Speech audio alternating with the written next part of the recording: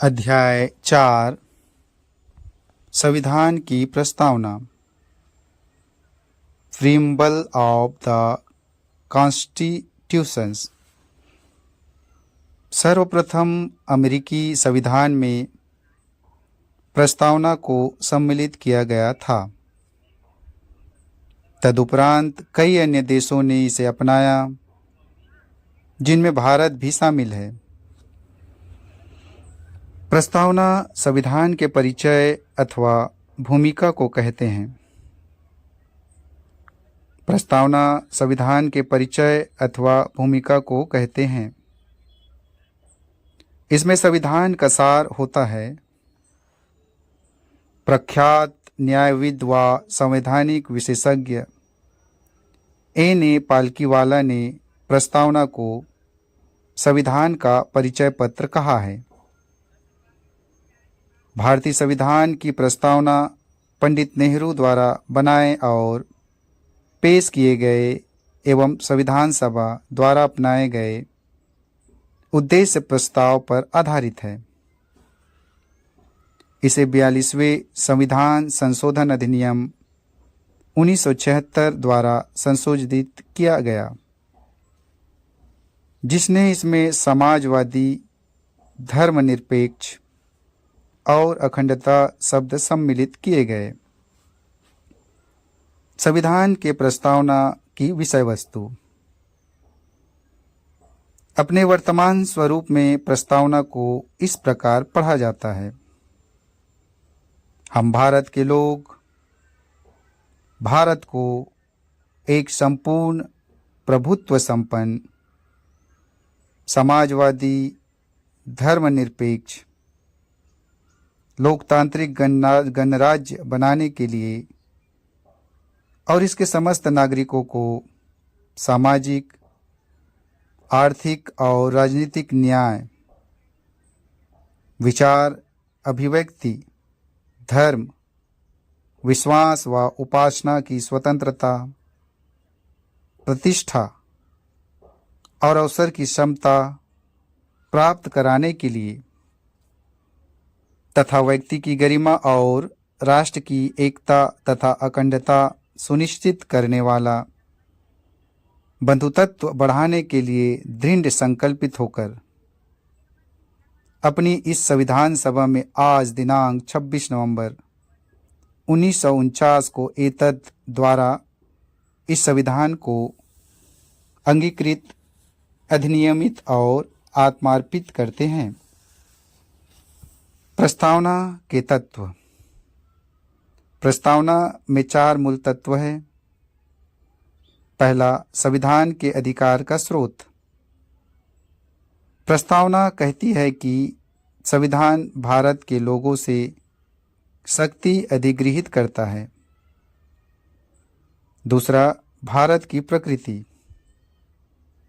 यह घोषणा करती है कि भारत एक संप्रभु, समाजवादी, धर्मनिरपेक्ष, लोकतांत्रिक व गणतांत्रिक राज्य व्यवस्था वाला देश है।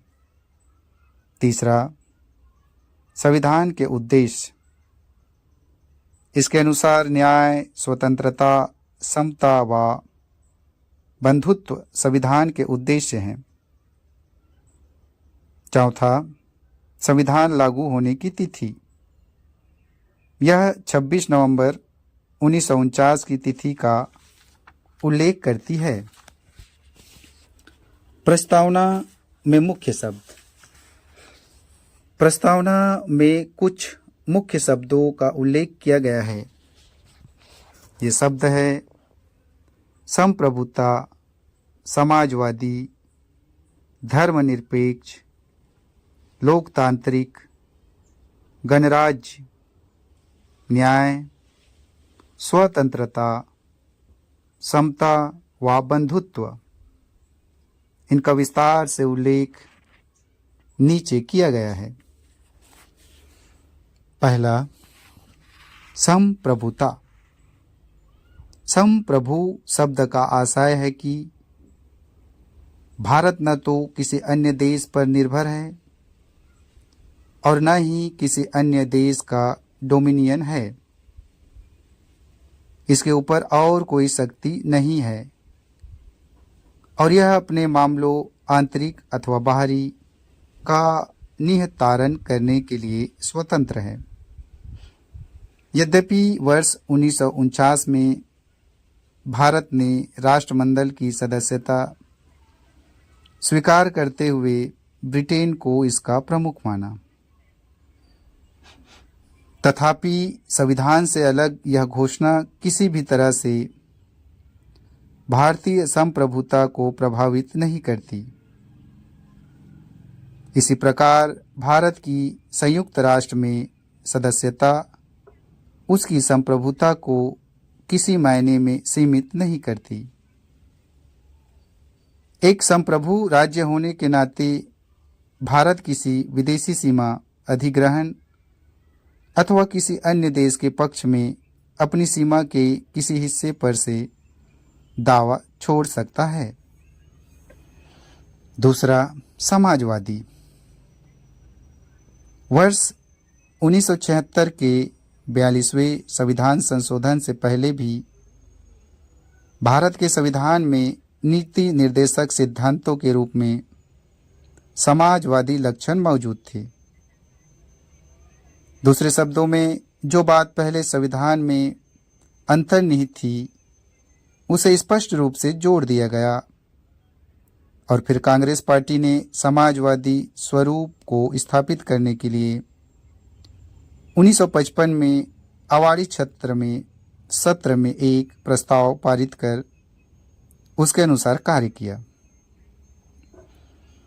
यह बात ध्यान देने योग्य है कि भारतीय समाजवाद लोकतांत्रिक समाजवाद है, न कि साम्यवादी समाजवाद, जिसे राज्याश्रित समाजवाद भी कहा जाता है, जिसमें उत्पादन और वितरण के सभी साधनों का राष्ट्रीयकरण और निजी संपत्ति का उन्मूलन शामिल है। लोकतांत्रिक समाजवाद मिश्रित अर्थव्यवस्था में आस्था रखता है, जहां सार्वजनिक व निजी क्षेत्र साथ साथ मौजूद रहते हैं। जैसा कि सर्वोच्च न्यायालय कहता है, लोकतांत्रिक समाजवाद का उद्देश्य गरीबी, उपेक्षा, बीमारी व अवसर की असमानता को समाप्त करना है। भारतीय समाजवाद मार्क्सवाद और गांधीवाद का मिला जुला रूप है, जिसमें गांधीवादी समाजवाद की ओर ज्यादा झुकाव है। उदारीकरण, निजीकरण एवं वैश्वीकरण की नई आर्थिक नीति 1991 ने हालांकि भारत के समाजवादी प्रतिरूप को थोड़ा लचीला बनाया है। तीसरा, धर्मनिरपेक्ष। धर्मनिरपेक्ष शब्द को भी 42वें संविधान संशोधन अधिनियम 1976 द्वारा जोड़ा गया। जैसा कि उच्चतम न्यायालय ने भी 1974 में कहा था, यद्यपि धर्मनिरपेक्ष राज्य शब्द का स्पष्ट रूप से संविधान में उल्लेख नहीं किया गया था, तथापि इसमें कोई संदेह नहीं है कि संविधान के निर्माता ऐसे ही राज्य की स्थापना करना चाहते थे। इसीलिए संविधान में अनुच्छेद 25 से 28 धार्मिक स्वतंत्रता का अधिकार जोड़े गए। भारतीय संविधान में धर्मनिरपेक्षता की सभी अवधारणाएं विद्यमान हैं, अर्थात हमारे देश में सभी धर्म समान हैं और उन्हें सरकार का समान समर्थन प्राप्त है। चौथा, लोकतांत्रिक। संविधान की प्रस्तावना में एक लोकतांत्रिक राज्य व्यवस्था की परिकल्पना की गई है। यह प्रचलित संप्रभुता के सिद्धांत पर आधारित है अथवा सर्वोच्च शक्ति जनता के हाथ में हो। लोकतंत्र दो प्रकार का होता है, प्रत्यक्ष व अप्रत्यक्ष।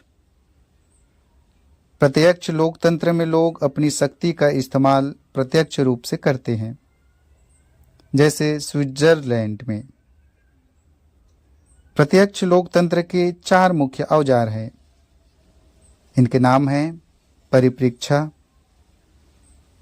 पहल, प्रत्यावर्तन या प्रत्याशी को वापस बुलाना, रिकॉल, तथा जनमत संग्रह, प्लेबिस्साइट। दूसरी ओर अप्रत्यक्ष लोकतंत्र में लोगों द्वारा चुने गए प्रतिनिधि सर्वोच्च शक्ति का इस्तेमाल करते हैं और सरकार चलाते हुए कानूनों का निर्माण करते हैं। इस प्रकार के लोकतंत्र को प्रतिनिधि लोकतंत्र भी कहा जाता है। यह 2 प्रकार का होता है, संसदीय और राष्ट्रपति के अधीन। भारतीय संविधान में प्रतिनिधि संसदीय लोकतंत्र की व्यवस्था है, जिसमें कार्यकारिणी अपनी सभी नीतियों और कार्यों के लिए विधायिका के प्रति जवाबदेह है। वयस्क मताधिकार, सामयिक चुनाव, कानून की सर्वोच्चता, न्यायपालिका की स्वतंत्रता व भेदभाव का अभाव भारतीय राज्य व्यवस्था के लोकतांत्रिक लक्षण के स्वरूप है। संविधान की प्रस्तावना में लोकतांत्रिक शब्द का इस्तेमाल बृहत रूप में किया गया है, जिसमें न केवल राजनीतिक लोकतंत्र बल्कि सामाजिक व आर्थिक लोकतंत्र को भी शामिल किया गया है।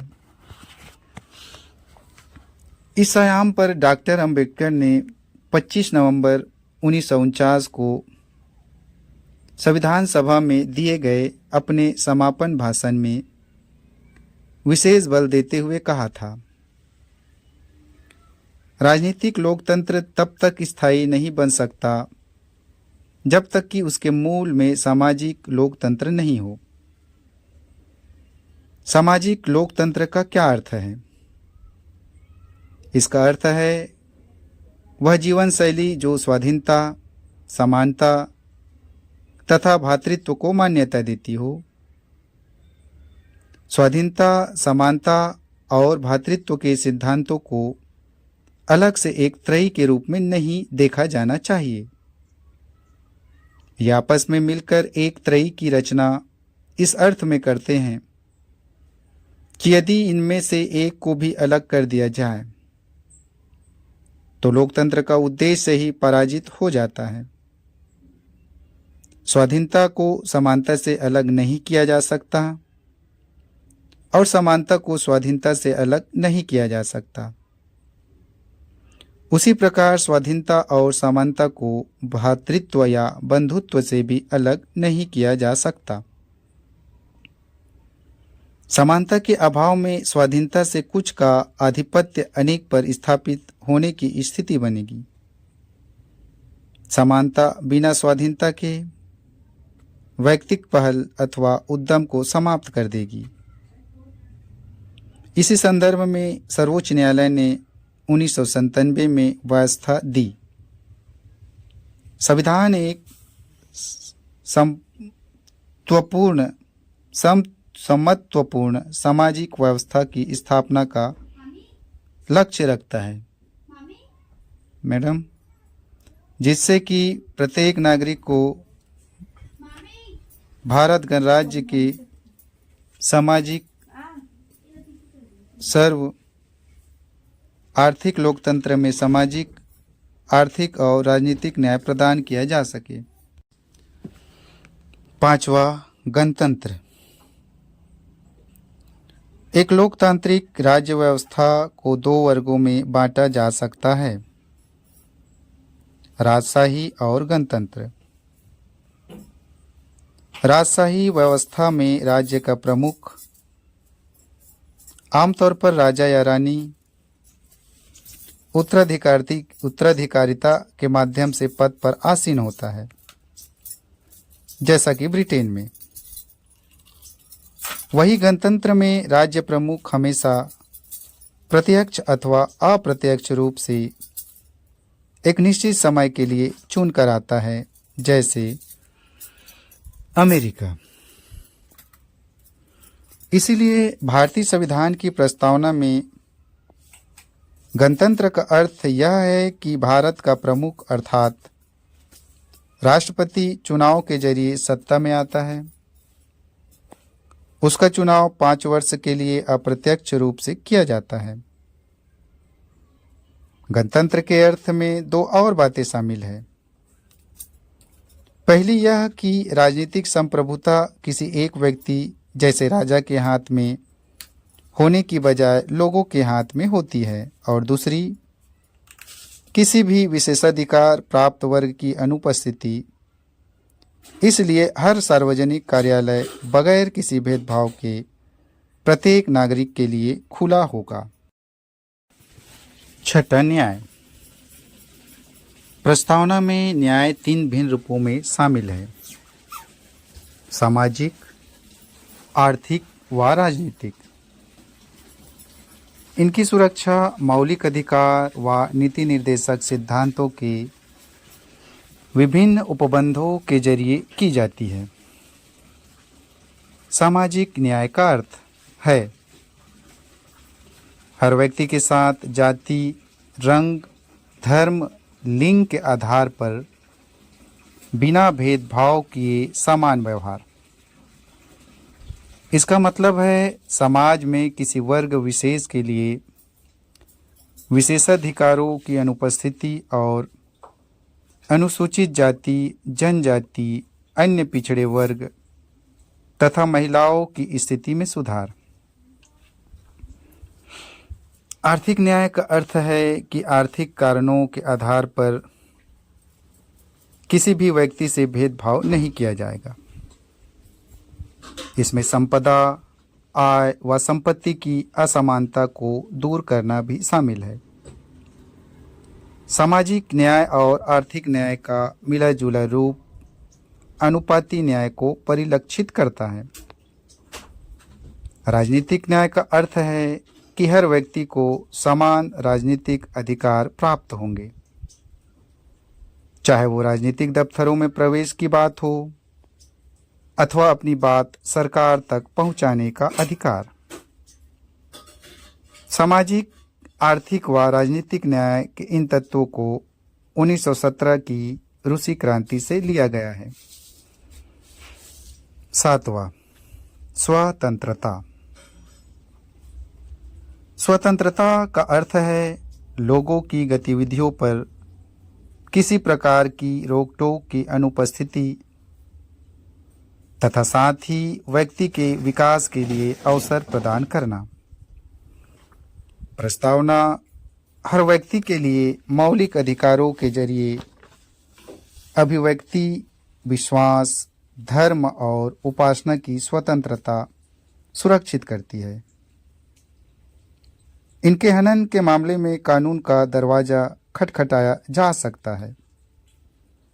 जैसा कि प्रस्तावना में कहा गया है कि भारतीय लोकतांत्रिक व्यवस्था को सफलतापूर्वक चलाने के लिए स्वतंत्रता परम आवश्यक है। हालांकि स्वतंत्रता का अभिप्राय यह नहीं है कि हर व्यक्ति को कुछ भी करने का लाइसेंस मिल गया हो।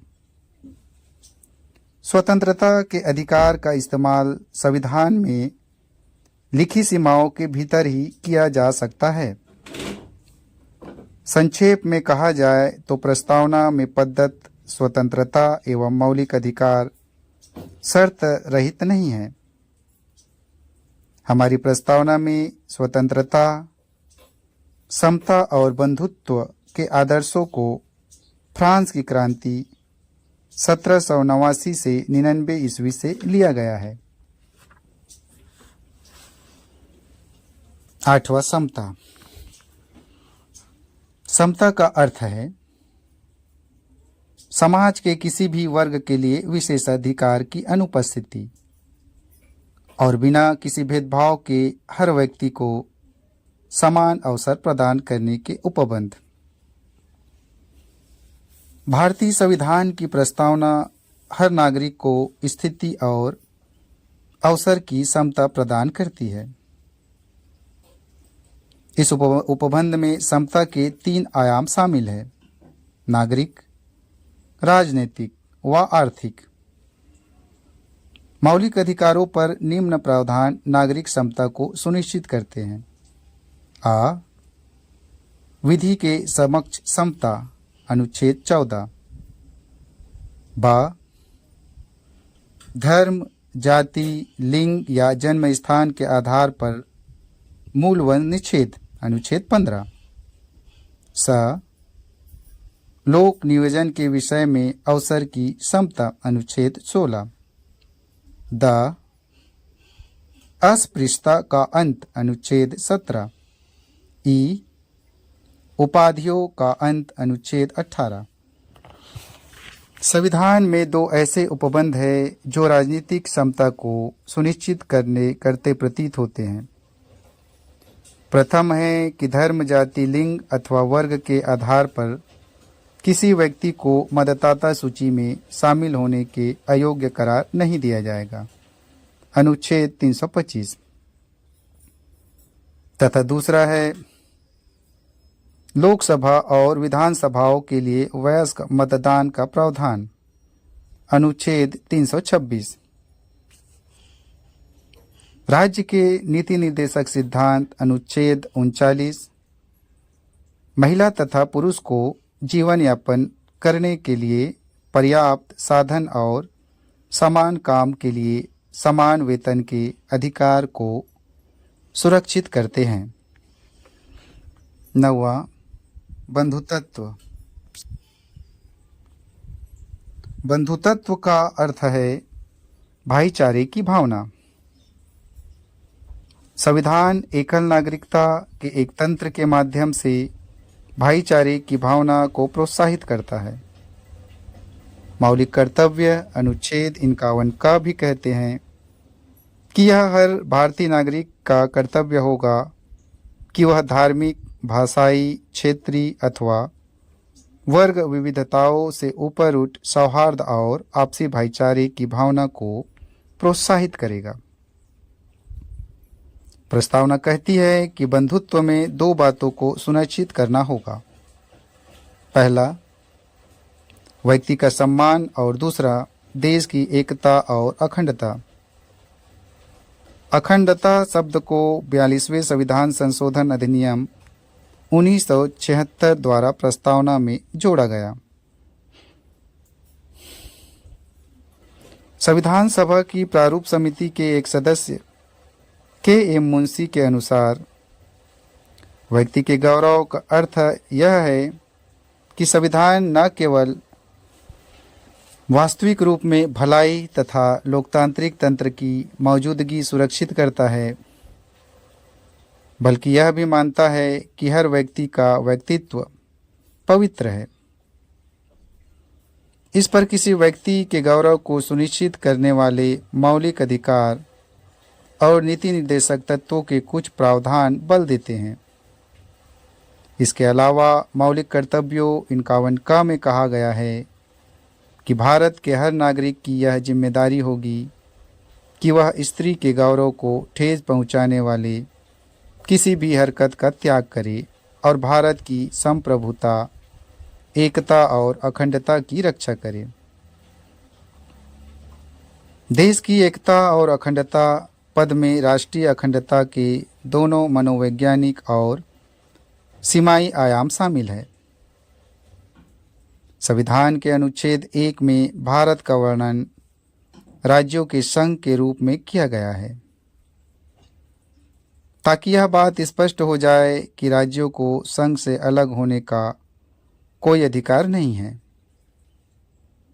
इसे भारतीय संघ की बदली ना जा सकने वाली प्रकृति का परिलक्षण होता है।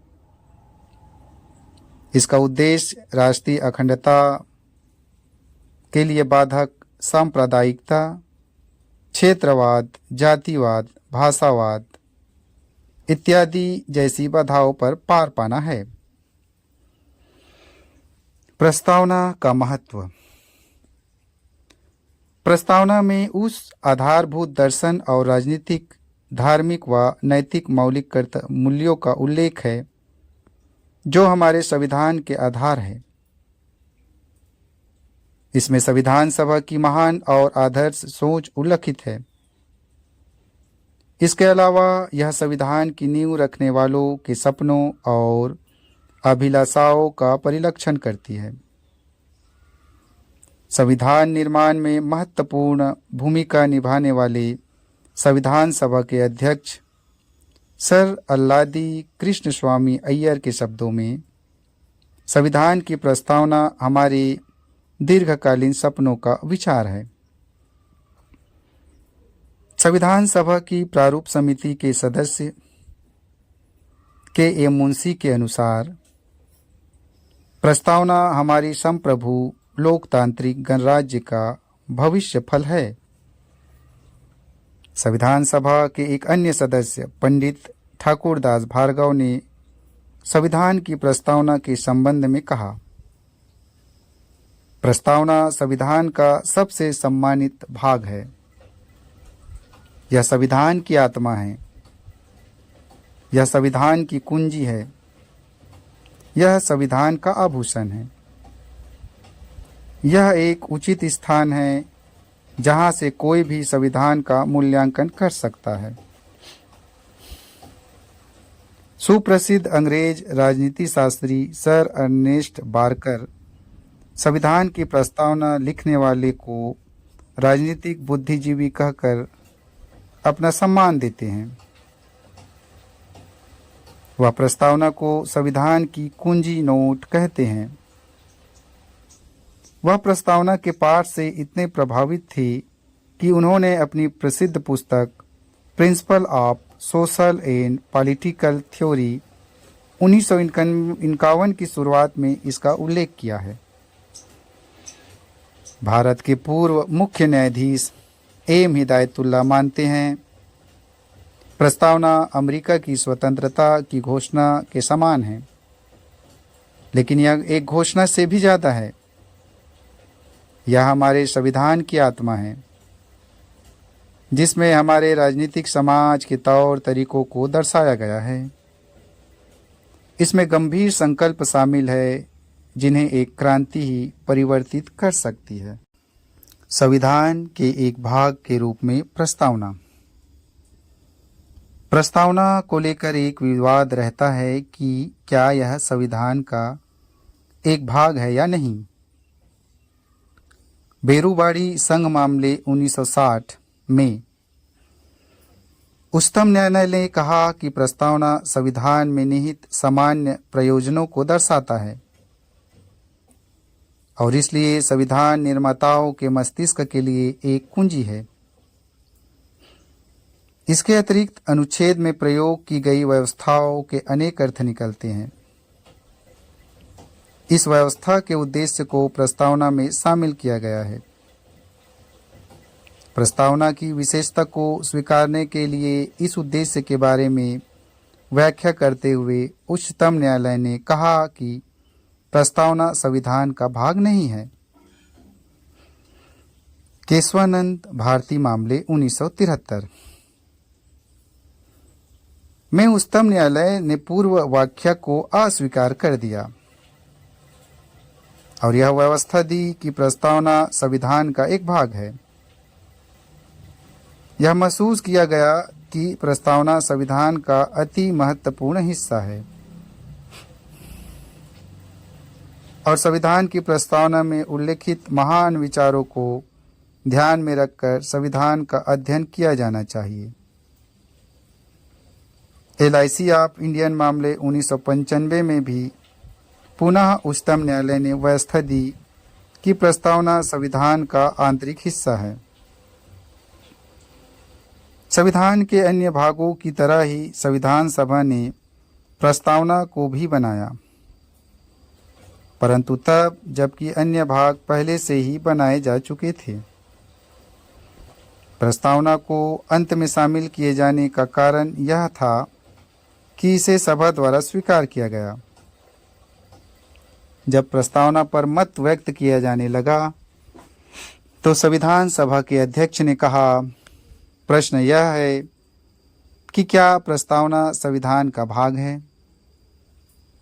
इस प्रस्ताव को तब स्वीकार कर लिया गया, लेकिन उच्चतम न्यायालय द्वारा वर्तमान मत दिए जाने के बाद कि प्रस्तावना संविधान का भाग है, यह संविधान के जनकों के मत से साम्यता रखता है। दो तथ्य उल्लेखनीय हैं। पहला, प्रस्तावना न तो विधायिका की शक्ति का स्रोत है और न ही उसकी शक्तियों पर प्रतिबंध लगाने वाला। दूसरा, यह गैर न्यायिक है, अर्थात इसकी व्यवस्थाओं को न्यायालय में चुनौती नहीं दी जा सकती। प्रस्तावना में संशोधन की संभावना। क्या प्रस्तावना में संविधान की धारा 368 के तहत संशोधन किया जा सकता है? यह प्रश्न पहली बार ऐतिहासिक केस केशवानंद भारती मामले 1973 में उठा। यह विचार सामने आया कि इसमें संशोधन नहीं किया जा सकता क्योंकि यह संविधान सभा का भाग नहीं है। याचिकाकर्ता ने कहा कि अनुच्छेद 368 के जरिए संविधान के मूल तत्व व मूल विशेषताओं जो कि प्रस्तावना में उल्लेखित है को ध्वस्त करने वाला संशोधन नहीं किया जा सकता। हालांकि उच्चतम न्यायालय ने व्यवस्था दी कि प्रस्तावना संविधान का एक भाग है। न्यायालय ने अपना यह मत बेड़ूवाड़ी संघ 1960 के तहत दिया और कहा कि प्रस्तावना को संशोधित किया जा सकता है बशर्ते मूल विशेषताओं में संशोधन नहीं किया जाए। दूसरे शब्दों में, न्यायालय ने व्यवस्था दी कि प्रस्तावना में निहित मूल विशेषताओं को अनुच्छेद 368 के तहत संशोधित नहीं किया जा सकता। अब तक प्रस्तावना को केवल एक बार 42वें संविधान संशोधन अधिनियम 1976 के तहत संशोधित किया गया है। इसके जरिए इसमें 3 नए शब्द जोड़ा गया है: समाजवादी, धर्मनिरपेक्ष एवं अखंडता। इस संशोधन को वैध ठहराया गया है।